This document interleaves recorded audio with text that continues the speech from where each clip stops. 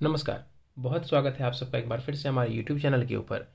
दोस्तों, आज के कार्यक्रम में हम एक 52 वर्ष महिला की जन्म कुंडली का अध्ययन करने जा रहे हैं, जिनके एक रिलेटिव ने मुझे इनके बर्थ डिटेल्स शेयर किए हैं और ज्योतिष के माध्यम से इनके जीवन से जुड़े हुए प्रश्नों के उत्तर जानना चाहते हैं और साथ ही साथ चाहते हैं कि मैं इनकी कुंडली का पूर्ण विश्लेषण करूं। आगे बढ़ने से पहले हर बार की तरह आप सबसे निवेदन है, यदि अभी तक आपने हमारे चैनल को सब्सक्राइब नहीं किया है तो आपसे सब्सक्राइब कर दें और बेल आइकन को दबाना ना भूलें। साथ ही साथ यदि आप सभी इसी प्रकार अपनी कुंडली का विश्लेषण कराना चाहते हैं, मुझसे संपर्क करना चाहते हैं, तो स्क्रीन के ऊपर फ्लैश हो रहे व्हाट्सएप नंबर के ऊपर आप मुझसे संपर्क कर सकते हैं। सीधे आ जाते हैं आज के इस विश्लेषण के ऊपर। इनके बर्थ डिटेल्स को आप सबों के समक्ष रख देता हूँ। 8 जुलाई 1969 को इनका जन्म हुआ है। जन्म का समय है सुबह के 4:04 और जन्म का स्थान है मध्य प्रदेश। अब यहाँ पर एक बात बताना चाहता हूँ, इन्होंने जो मुझे समय दिया था वो दिया था सुबह 4:01 का, और तब जो लगन आ रहा था वो आ रहा था वृषभ। चूंकि इन्होंने विश्लेषण कराने के लिए 2-4 प्रश्न भी भेजे थे, तो उन प्रश्नों से ही मुझे लगा, जब मैं कुंडली रीड कर रहा था, तो इनका वृषभ लगन नहीं हो सकता है। आप समझ जाएंगे क्यों मैं ऐसा कह रहा हूँ। तो वहीं पर मैंने इनसे बात की और फिर मैंने ये तय किया कि इनका वृषभ लगन नहीं हो सकता है, इनका लग्न मिथुन है। तो हमेशा इस बात का ध्यान रखें, जब भी लगन 28 डिग्री, 29 डिग्री, 1 डिग्री, 2 डिग्री का हो, तो हमेशा इस बात का सॉल्यूशन ढूंढिए कि लगन कौन सा है, वरना पूरी मेहनत पानी में मिल जाएगी। चलिए, इनके बारे में बताया गया है कि ये अविवाहित हैं, समाज सेविका हैं, LIC एजेंट का यानी इंश्योरेंस वगैरह का काम करती हैं। स्वास्थ्य की गंभीर समस्या है, डायबिटीज़, जॉन्डिस, इसके अलावा भी और कुछ परेशानियां हैं। तो जानना चाहते हैं कि कब ठीक होगा, क्या जीवन को खतरा है इन परेशानियों की वजह से, यानी कि आने वाले समय में आसपास में कोई जीवन के ऊपर कोई खतरा तो नहीं है इन स्वास्थ्य की वजह से। इसके साथ ही पूछा गया क्या भविष्य में ये पूरी तरह से ठीक हो पाएंगी। अब जहाँ पर भी ये रहती हैं वहाँ पर समाज सेवा का कार्य करती हैं, तो लोग जानते हैं इनको। तो इन्होंने पूछा है कि क्या राष्ट्र स्तर पर समाज सेवा का कार्य कर सकती हैं या नहीं। पेड़ पौधे लगाने का सपना है कि करोड़ों लाखों करोड़ों पेड़ लगाए जाएं, तो उसमें भी जानना चाहते हैं ये सपना भी पूरा हो पाएगा क्या। राजनीति में जाना कैसा रहेगा, कुछ जगहों से इनको अच्छे ऑफर्स मिले हैं, तो वहाँ पर भी जाकर के ये समाज सेवा करना चाहती हैं। शनि के नीच भंग के ऊपर सवाल पूछा गया है। आमदनी मतलब इनकम पूरी तरह से खत्म हो चुकी है, उसके बारे में इन्होंने पूछा है। और कहा गया है आखिरी सवाल में इनके ऊपर जादू टोने का भी कुछ ना कुछ कोई करवाते रहते हैं, जिसका असर इनके जीवन पर पड़ता है।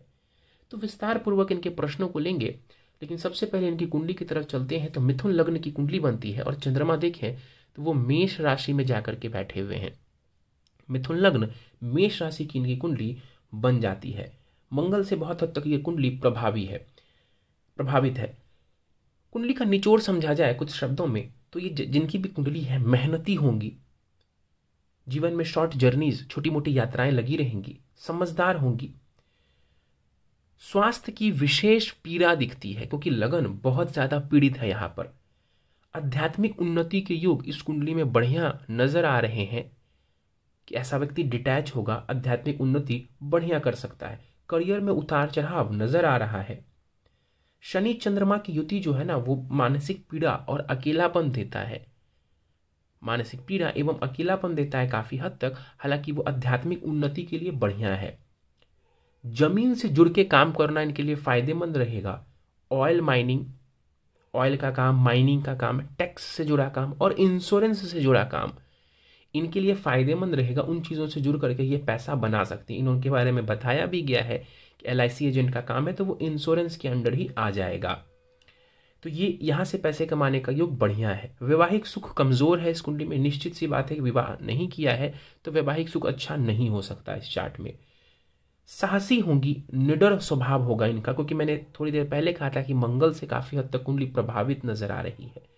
अभी इनको वर्तमान में राहु की दशा चल रही है, तो राहु की दशा जो है लाइफ में बहुत ज्यादा उतार चढ़ाव देने वाली होती है, और विशेष रूप से ये हेल्थ के लिए अच्छा नहीं है। करियर के लिए तो इतना बुरा नहीं है, लेकिन हेल्थ के ऊपर ये विशेष रूप से इम्पैक्ट डाल रहा है और करियर में भी उतार चढ़ाव, एक होता है सक्सेस, एक होता है फेलियर, और एक होती है स्टेबिलिटी ना मिलना। तो राहु यहाँ पर स्टेबिलिटी को पूरी तरह से खत्म कर रहा है। और वैसे भी इस कुंडली के ऊपर आएंगे तो पता लगेगा कि कहीं ना कहीं कुंडली में करियर को लेकर के स्टेबिलिटी है ही नहीं।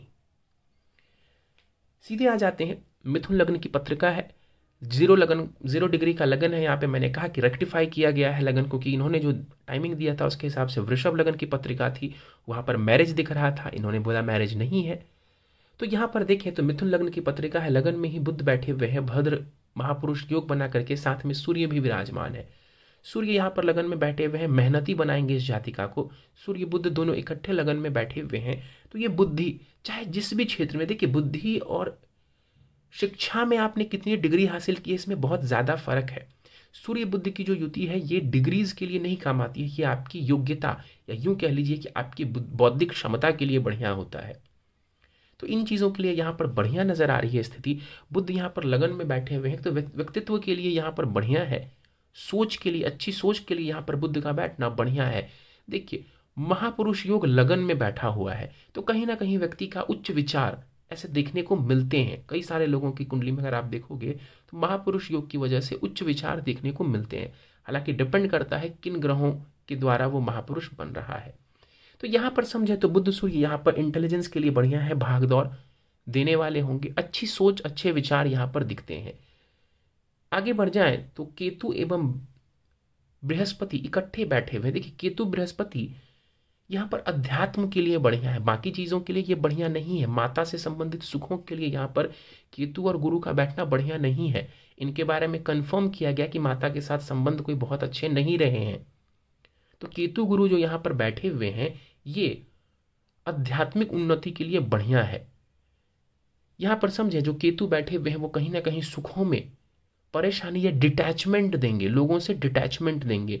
और बृहस्पति समझे तो वो सप्तमेश एवं कर्मेश होकर के चौथे भाव में जाकर के बैठा हुआ है। अब देखिए 10वें में राहु है और गुरु जो 10वें का कारक है वो भी राहु केतु एक्सिस में है, यानी कि 10वें का स्वामी और दशम भाव दोनों यहाँ पर पीड़ित नजर आ रहे हैं। इस वजह से करियर में उतार चढ़ाव, करियर में परेशानी, करियर में नियमितता नहीं होना ये दिखता है। तो अप्स एंड डाउन्स तो कुंडली में आप पहले से ही लेके आए हो।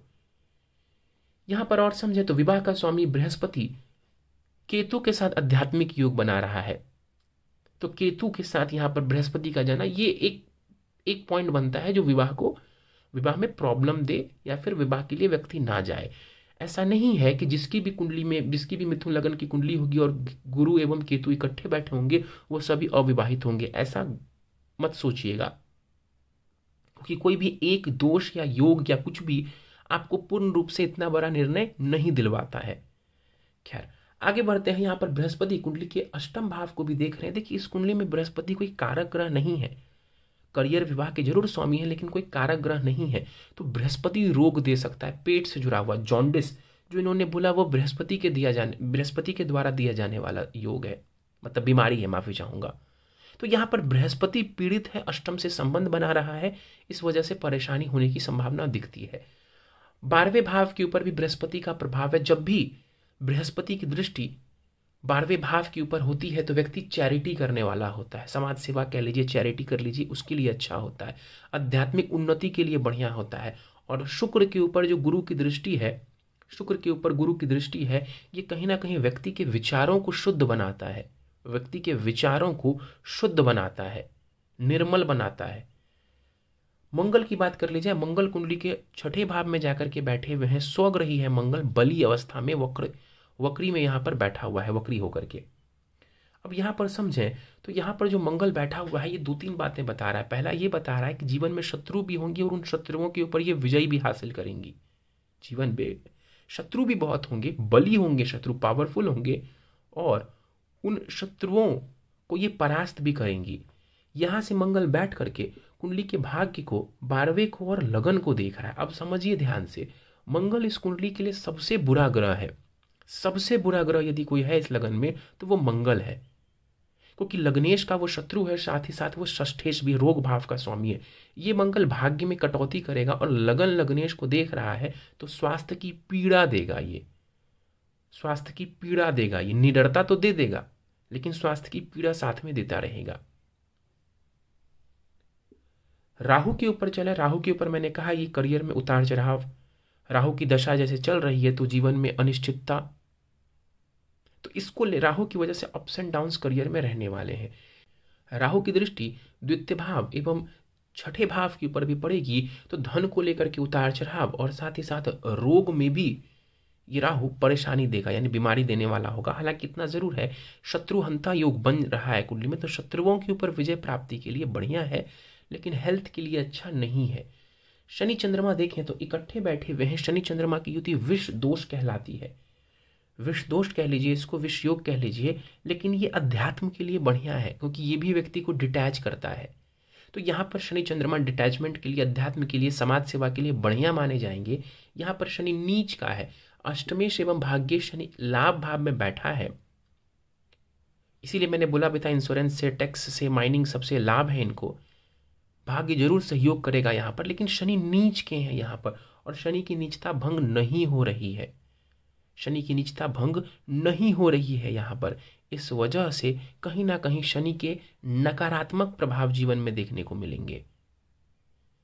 यहाँ पर शनि मानसिक पीड़ा देने वाला होगा, लगन को भी देख रहा है, और शनि भाग्येश तो है तो भाग्य तो देगा, लेकिन कहीं ना कहीं वो स्वास्थ्य की पीड़ा भी, लंबी गंभीर बीमारियां, ऐसी बीमारियां जो लंबे समय तक कंटिन्यूड रहे या एक बार हो जाए तो फिर वो चलता रहे, वैसी बीमारियां शनि देने वाला होगा, क्योंकि वो अष्टमेश भी तो है।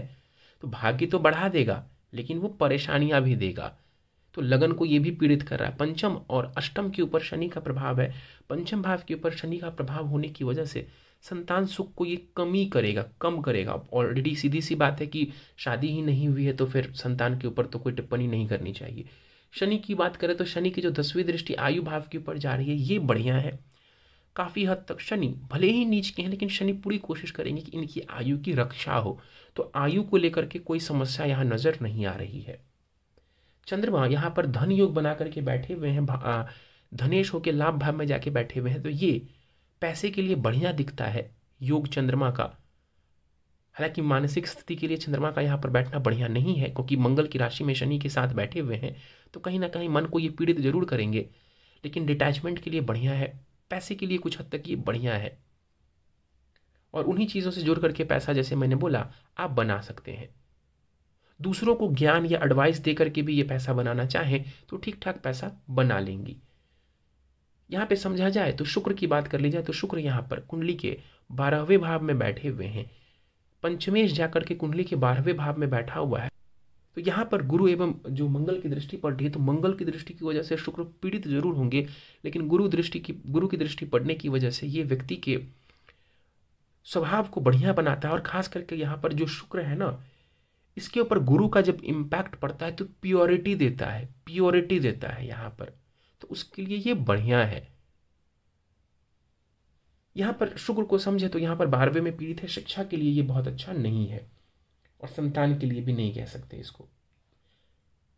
आगे बढ़ जाते हैं। राहु की महादशा चल रही 21 जनवरी 2033 तक ये रहने वाली है। राहु की दशा में शनि की अंतर्दशा इनको चल रही है, जो कि 3 जनवरी 2023 तक रहेगी। राहु की महादशा में शनि की अंतर्दशा, ये समय बढ़िया नहीं